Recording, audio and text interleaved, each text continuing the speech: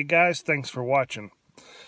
There's an old country song, don't even remember who sang it, but he talked about getting a car one piece at a time, and I think that's how some of my metal detecting videos feel. I get out there and hunt, and it seems like it takes a while to get enough footage for a video.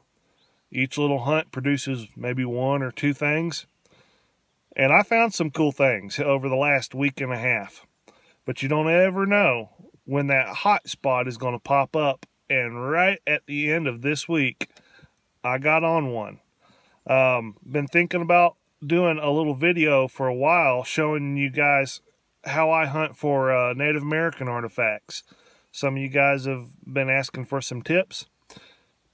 So I drove past a permission that I had and noticed that there was somebody out tilling up a garden that hadn't been tilled in several years. And I thought, I need to check that for some artifacts. And I did good. There's some interesting stuff there, and if we can catch some good rain, it's going to get better. Hope you enjoy this one. I did. All right, I just dug that, which had my hopes up for being my first piece of silver jewelry. I'll let you look at it real close. It's old.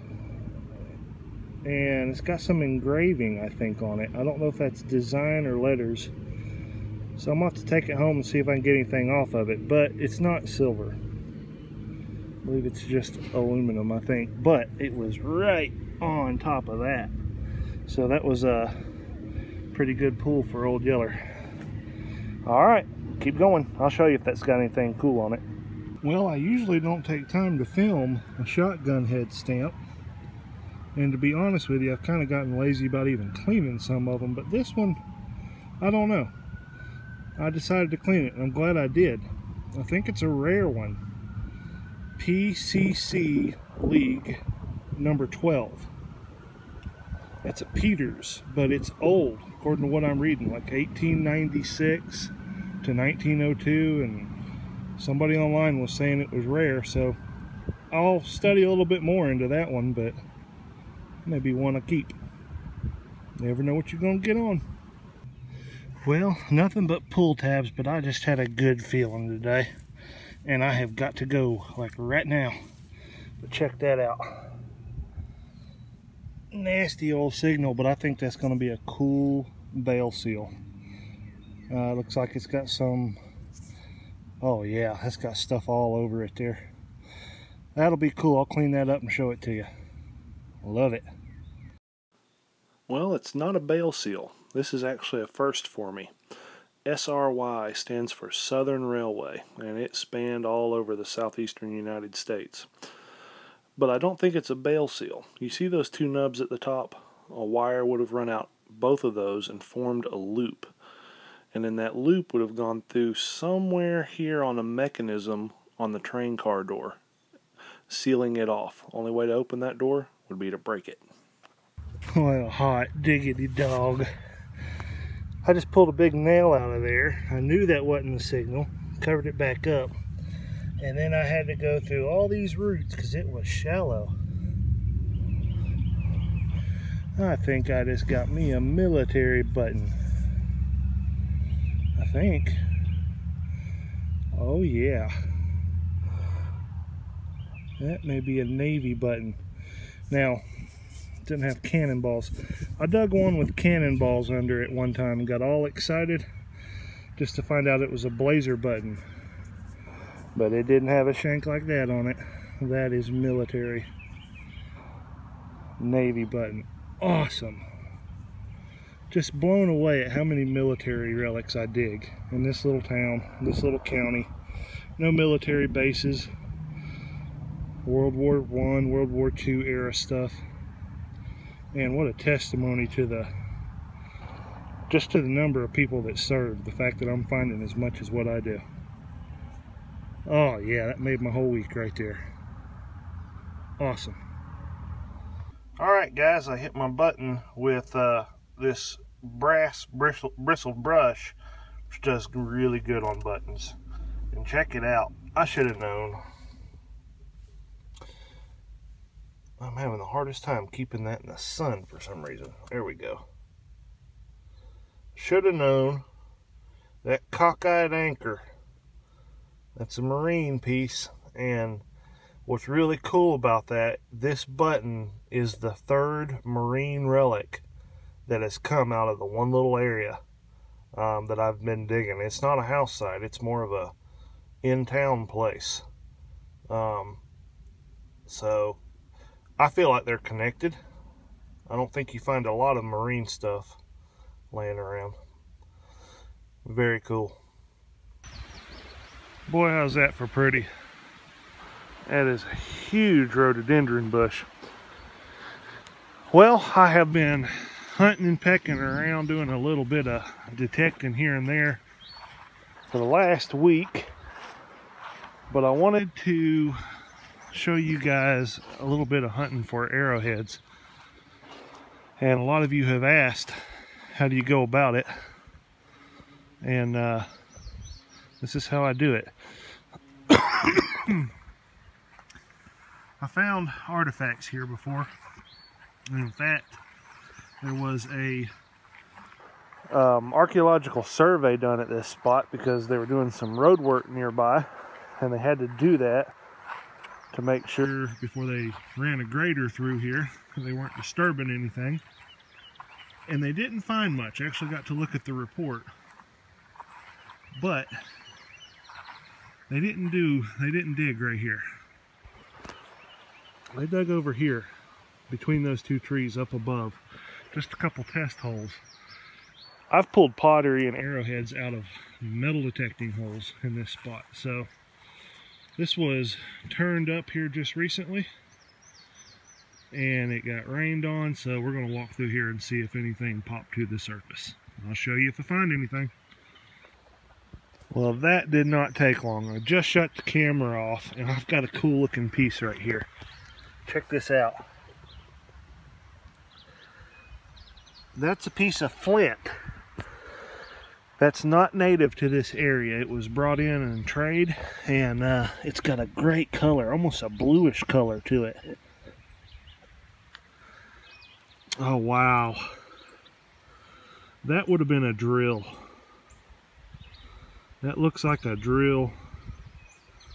It's hard to say whether it looks like maybe a drill that broke and they've reworked it. It's possible it just snapped off like that, but yeah, that was brought in trade from over in Tennessee. But I love the color of that. It's almost blue. Very cool little piece right there. And I saw something over here. It might be something. It's quartz. Might just be a rock. Yeah, that's just a rock. All right, gonna keep looking. That's a good find though. You don't find much flint. Got our second piece here. This one is significantly bigger. Looks like maybe a broken knife blade. Very crude. Always helps to look down the length. I always like to look for that football shape, but it's definitely been flaked. And that's quartz. It's just dirty. That'll clean up. Probably pretty white. That would have been a big old blade. Very cool.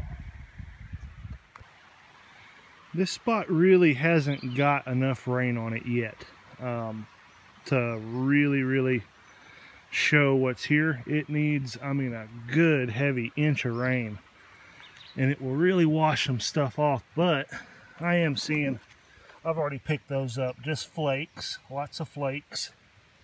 But right there, that's a piece of pottery.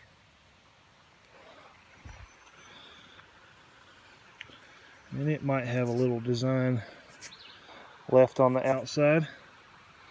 Maybe just a little bit.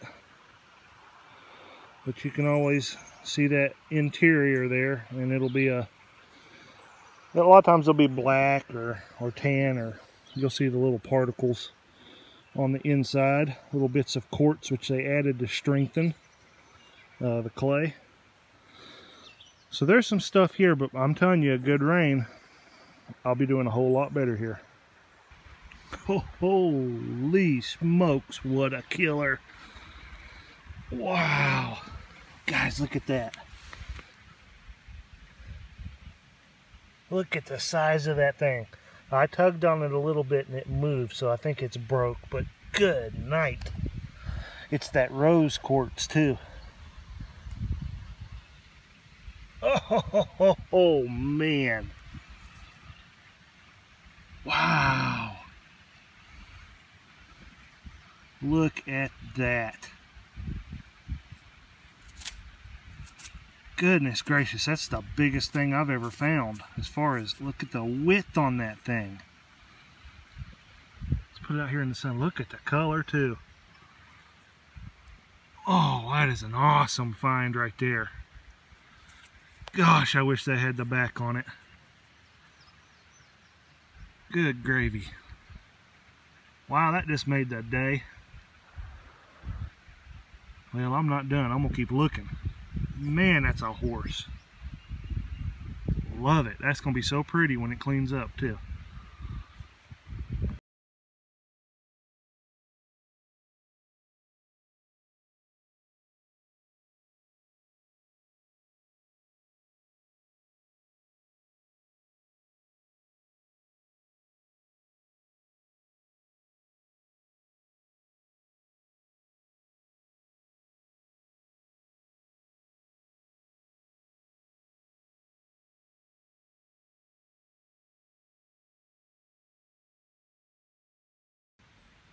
I just spotted another piece of that trade flint. I don't think it's an artifact. Well, it's an artifact, but I think it's just a flake. That's the typical color right there. Kind of a dark gray.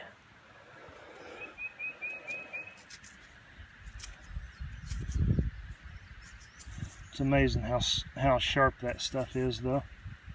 That's why they liked it, but just a flake on that one. I still like finding those though. Alright, well, that's about 30 minutes of walking around.